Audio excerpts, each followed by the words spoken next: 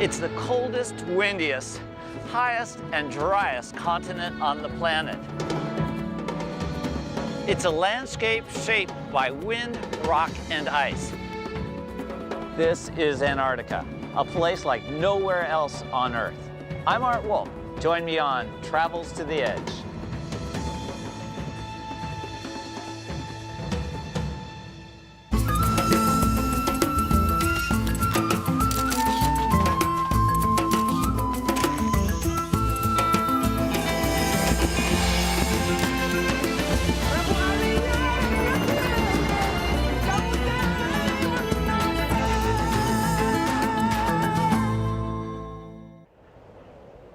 Before exploring Antarctica, the planet's southernmost continent, I couldn't resist a quick stop in the remote Falkland Islands, which lie east of the tip of South America.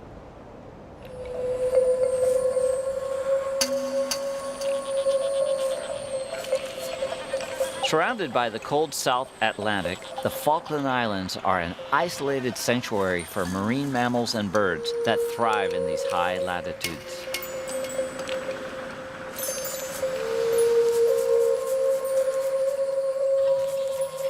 I'm on a very remote island off the northeast corner of the Falkland Islands known as Steeple Jason. This island has never been inhabited by man, and consequently it is absolutely covered in black-browed albatrosses. Tens of thousands of pairs nest on this island.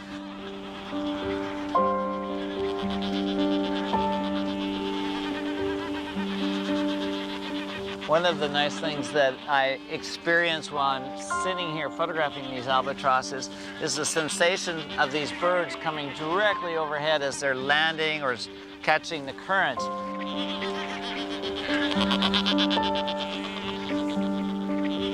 Some albatrosses literally circumnavigate the globe between nesting seasons. So they're birds that are born to fly, and they only come ashore once during the nesting season. Otherwise, these birds are on the wing, off the land, and out over the air currents. Although their numbers are declining, this is still the largest black-browed albatross rookery in the world. Literally hundreds of thousands of birds are nesting in this sprawling plain all the way to the sea. And to photograph it, I'm choosing to shoot patterns. Basically shooting the repetition of every bird shape that is evenly spaced across this plain.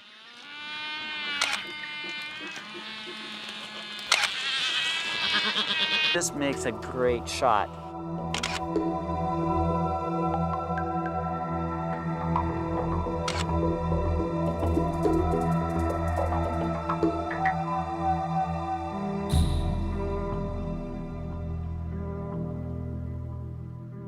As evening approaches, tens of thousands of nesting birds settle in for the night.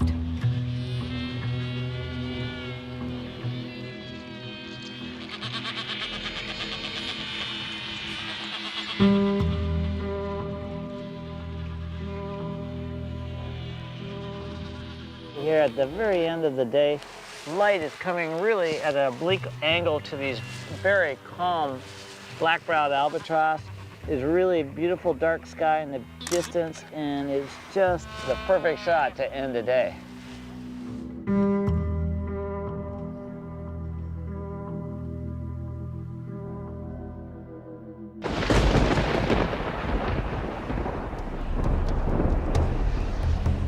From the Falkland Islands, we're heading 600 miles farther south across the notorious Drake Passage to Antarctica.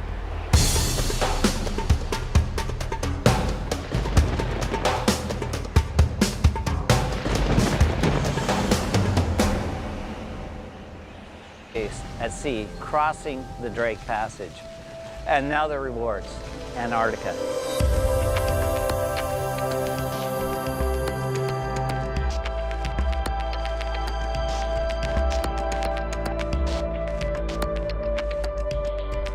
It is amazing. Fantastic light.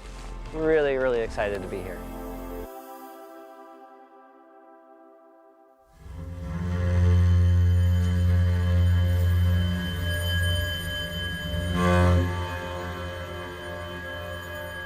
I've asked Jeff Renner for a primer on the geologic history of this frozen landmass.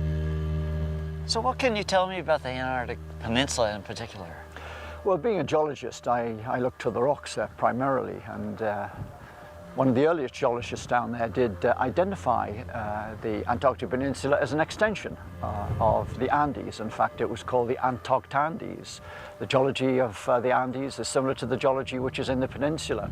It's dormant here, it's finished now. The volcanic activity is finished, but it was a volcanic island arc. Would you consider Antarctica a desert? Well, by definition, a desert is not necessarily temperature controlled, but it's the amount of precipitation. And sure enough, Antarctica is classed as perhaps the driest. It's a cold desert as against a hot desert. The snowfall where we are, it's maritime, so you may be getting 15 to 20 feet of snow a year. Not so on the mainland, the East Antarctica. Their snowfall may be only half an inch or so a year. But the difference there is that it doesn't go. It stays, it accumulates, and then it gradually turns to ice and then flows outward from the interior to carve off through the glaciers, and you gradually get this huge mass of floating ice. That is an ice shelf.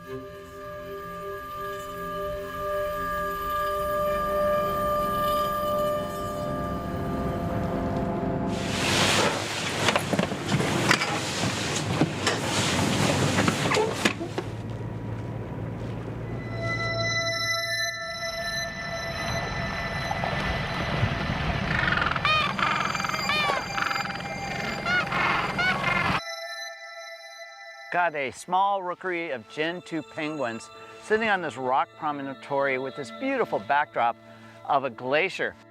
All these Gen 2 penguins are incubating eggs, and they've made a nest literally out of tiny pebbles. There are no grasses, there are no sticks down here in the Antarctica, so they make do with what they've got.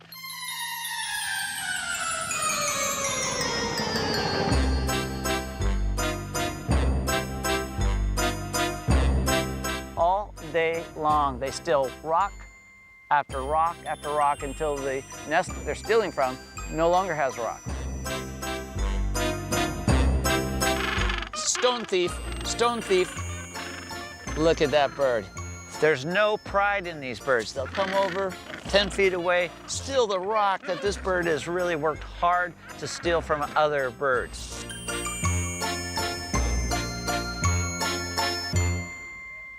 You've always got to keep your eye on these guys. You never know when they're going to sneak up behind you and steal things out of your pack.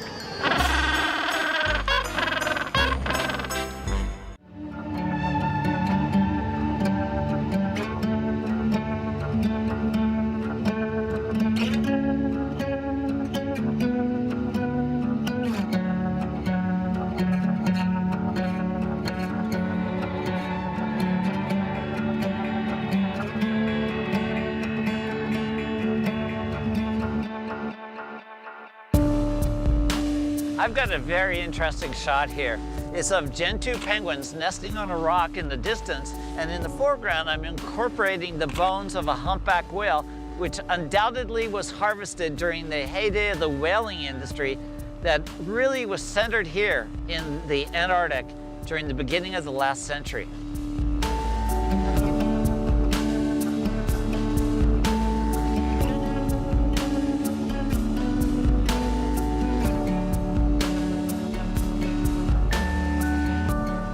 One of the interesting birds that lives here is the blue-eyed shag. It's actually a cormorant that also feeds in the krill-rich waters here in these very, very cold seas.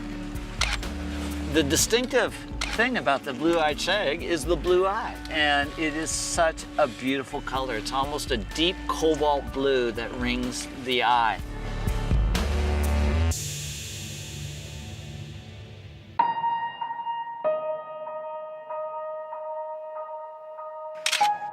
Well, this is exactly what I was hoping to get, which is a really nice framing of this mountain now with these very abstract, almost magical icicles hanging down, and each icicle has a little frozen drop.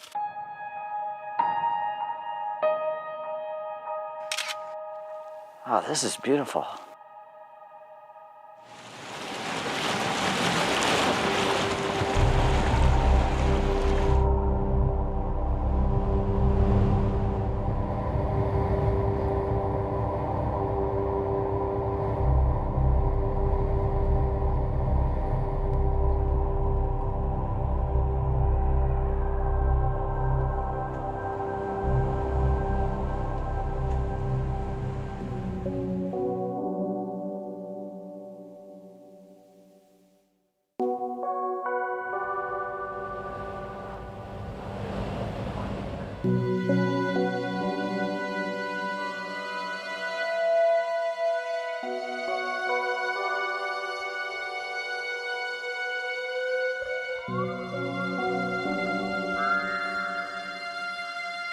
As remote as this continent is, it hasn't escaped the influence of man.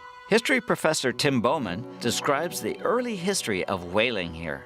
What do you know about the whaling industry down here? I mean, when did it start and what was the extent of it? Well, whaling began in the Antarctic in a serious way in 1904 when C.A. Larson established a base in South Georgia. But it affected the whole of the Antarctic region. And over a period of time, there were huge numbers of whales were taken until the industry basically shut down. What we're looking at in terms of numbers is over 1 million killed whales. And if you want to take that million whale figure and make it real, look out over the ocean. If you're anywhere down here, look into the bay. We have a bay behind us right now. Look out there. Do you see a spout?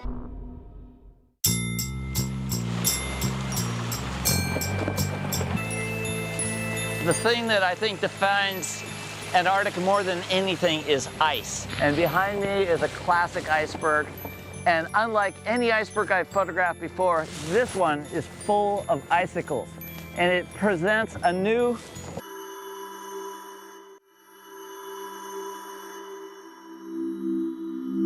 There's several Weddell seal pups just frolicking in and amongst the ice that's building up along the shore.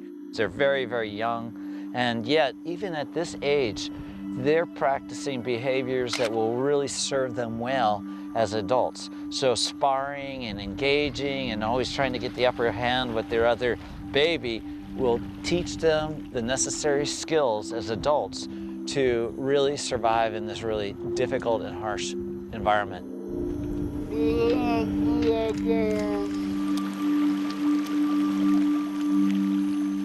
Really nice, gentle expression, which is just the perfect counter to this really hostile world. He's very curious. He's just playing like all babies would, completely unafraid of us.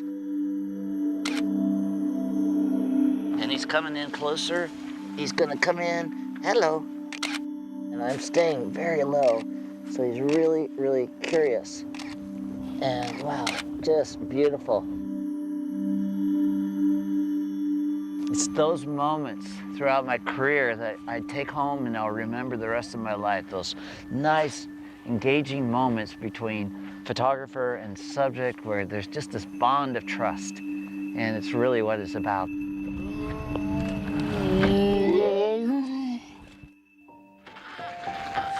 This is a classic Antarctic scene. Adelie penguins sitting on ice right along the shore. I've got icebergs in behind them that are really distinctive in their shapes, and then really dramatic clouds in the distance, these lenticular clouds, which are really indicative of high winds in the atmosphere. It is truly Antarctica.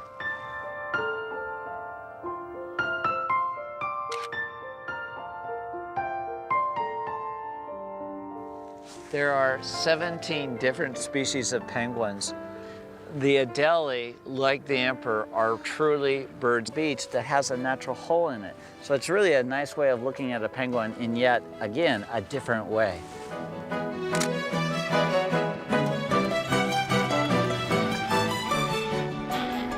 I've got a beautiful pattern of about 60 Adelie penguins, and their black and white coloration is really, really striking in this late afternoon light.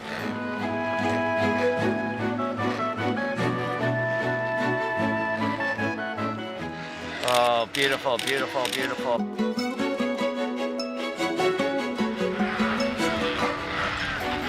Oh, and here's one coming in. Oh, there they go. Wow.